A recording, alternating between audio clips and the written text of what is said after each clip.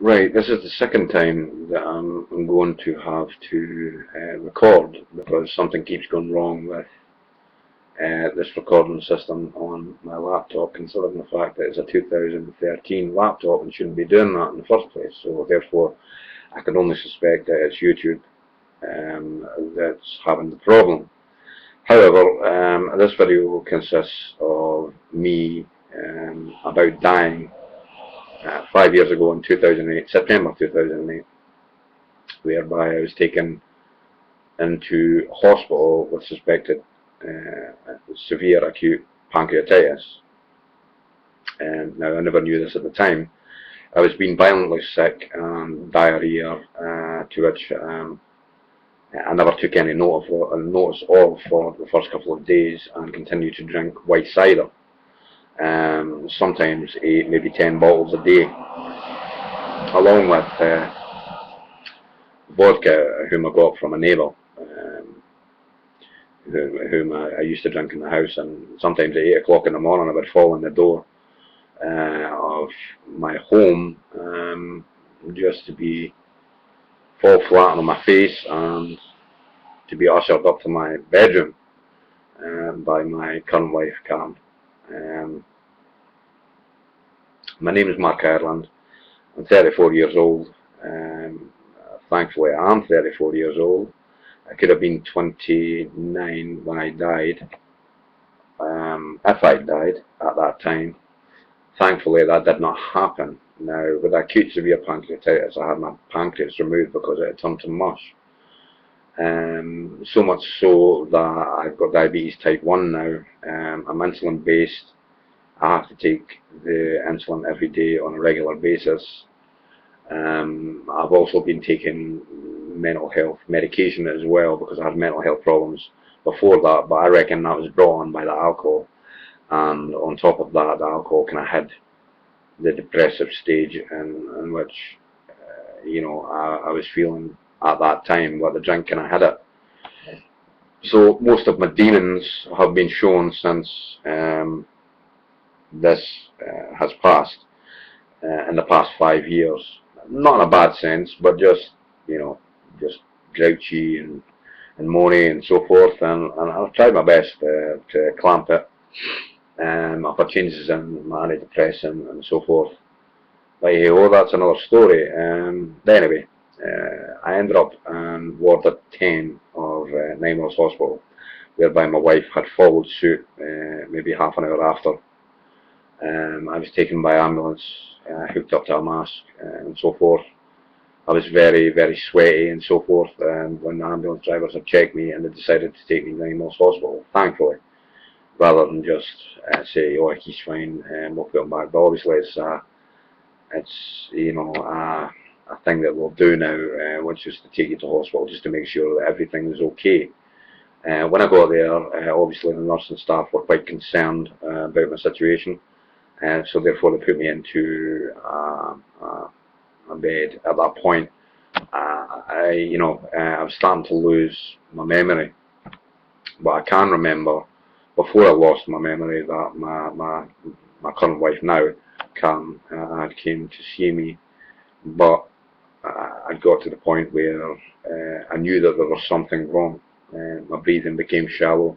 I then at that point asked Karen to leave and that I loved her and that I would see her tomorrow. This was on September the 9th. By September the 10th, I'd been transferred the night previous to HDU. They realised that my breathing got worse, and for that matter, my illness got worse, so they transferred me back to and put in the intensive care unit, whereby I stayed there for 3 months. I was put into an induced coma because of the pain and the bloating of my stomach because of the poisons, toxins, and so forth, and my pancreas, which was to mush, was causing quite a lot of problems, i.e. my liver and my kidneys were affected by it. And the doctors knew at that point that something needed to be done, so therefore I had my pancreas removed after a matter of days of being in the intensive care unit by a brilliant doctor called Dr. Christoph Cooley, a pancreatic surgeon at Nine Wells Hospital, He was absolutely brilliant, and for him, I wouldn't be here, speaking here now. Once that was removed, I was automatically turned into a diabetic type 1 because without a pancreas, I can't support my body with insulin. Now I take insulin on a regular basis, 60 units of. This, of course, keeps me alive, thanks to pigs, as I believe that's where the insulin comes from, which isn't nice, but it keeps me alive, and that I'm grateful and happy for, to every pig who dies, to keep me alive. I'm also on pancreatic creon, which helps me digest my food, as my body can't digest food the way a normal person can. I don't know what causes that, whether or not it's the pancreas that's caused that or not. Anyway, I spent 3 months in an induced coma at 9 Wells Hospital intensive care unit. I awoke after 2.5 months by waving at Karen as she came to see me, thinking from Karen's point of view that I'd still be under. It was just another day. When he's going to waken up? When is this nightmare going to be over? And eventually it was, because I did waken up. I waved, acknowledging the fact that I did see Karen, although I can't remember at that point because they were giving me drugs which at that point was taking away not only the pain but taking away the feeling that I was getting in my mind, which was turmoil. People have always asked me, was there a life and death experience? Did you experience anything in that 2.5 months of being under? Except, I can say that there was a few things I did experience whilst being under, but I can't exactly put into words right now what it was I went through when I was under, or whether or not it was just my brain experiencing that sort of thing. Like a dream when you go to sleep at night. Anyway, Karen came over and we got talking. Unfortunately, I found it very hard to talk to Karen.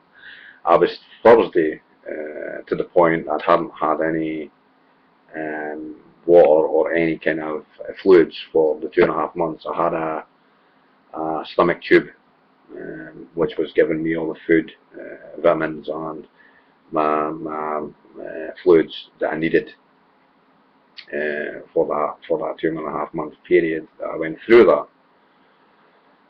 For half a month or 14 days, and the OT department came along as well as a physio and tried to get me up and about. Unfortunately, I'd been lying down on my back for 2.5 months, and I found it very hard even to sit up. Never mind, sitting up properly in a seat. So that was an impossibility for me. But then I was eventually moved to Ward 11, whereby I was put into a bed at Ward 11 in an area with 5 other people who were very nice, to be honest. This was in 2009 now, I think it was. September, October, November, December. Well, I think it was December. Yeah, I was in Ward 11. Sorry about that, I just moved my leg. I was in Ward 11 in December. I remember spending my Christmas there. They were going around with little flutes of whiskey, little glasses of whiskey for all the patients there.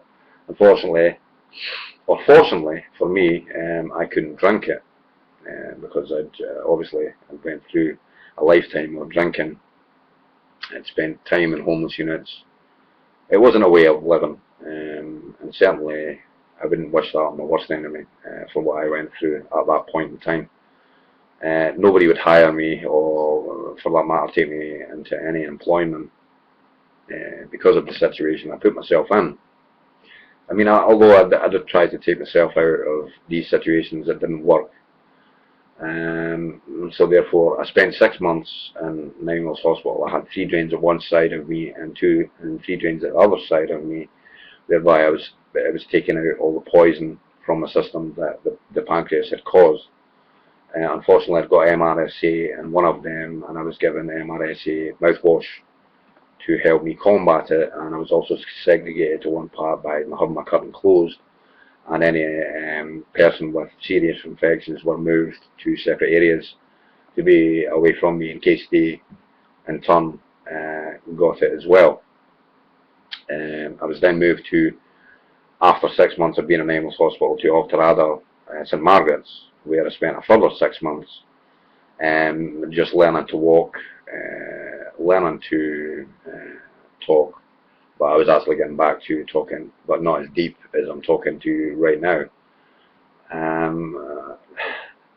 It was good in a way. It was very quiet, but I was kind of unfortunate that I wasn't able to go to PRI because they told me that there was older people there, and the only rehabilitation there were for older people over 65. And obviously I'm not over 65, I'm only 34, so they moved me to Auchterarder. But after 6 months of being there, I was at the stage where I was able to walk with a crutch, and I felt that after that time of being there for that length or period of time, that it was time to go home. So myself and Karen decided that we'd state to the nursing staff there as well as the doctor that I would like to sign myself out, obviously against medical wishes, and we moved back to be with my wife Karen, who had currently moved from our old address to another address here in Perth. We stayed there for a number of months. I had to bum shuffle up 3 flights of stairs to get to my home. Once I was there, I was kind of stuck in there for a couple of days before I would go out and try and venture and give it a try again with Karen's assistance. But here I am, 5 years later. I was told in 2008 that I could have died within seconds, of having all these problems. I had a mask in my mouth, or one of these tubes in my mouth to help me breathe. I was hooked up to every monitor and tubes that you can imagine, and it was very hard to kind of get around me. So it was, but I would never, as I said, wish on any nightmarish kind of enemy that I've been through in my past.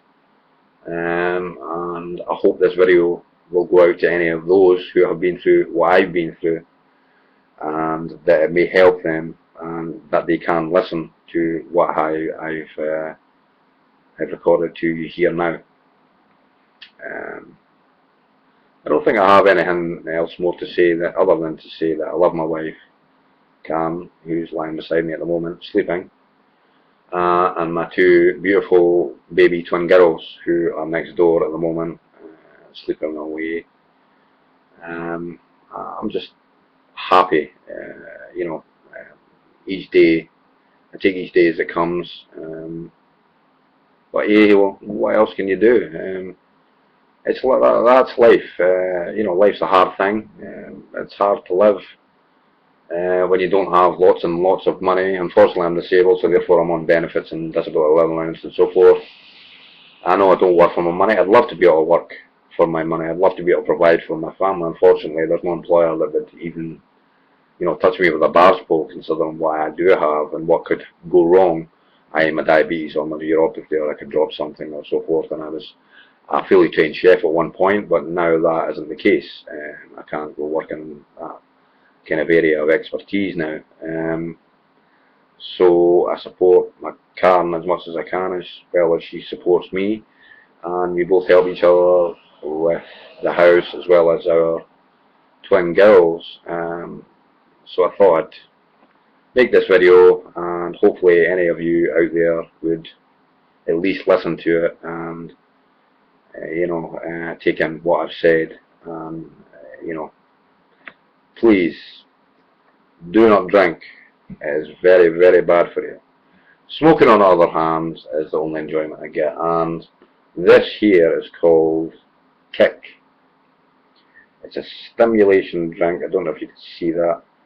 It's a stimulation drink. This is what I'm hooked on now. It has taurine in it. It's, don't worry, diabetic. It's not diabetic, but it's sugar-free, which means there's no sugar in it at all. But that's the only things I'm into. I'm not into any drugs. I'm not into any alcohol. But I'm just happy to be here and be alive today. And I hope that my video can help others that have been through what I've been through, or are going through what I went through then. That's it. I sincerely hope this has helped you. Alright, thank you.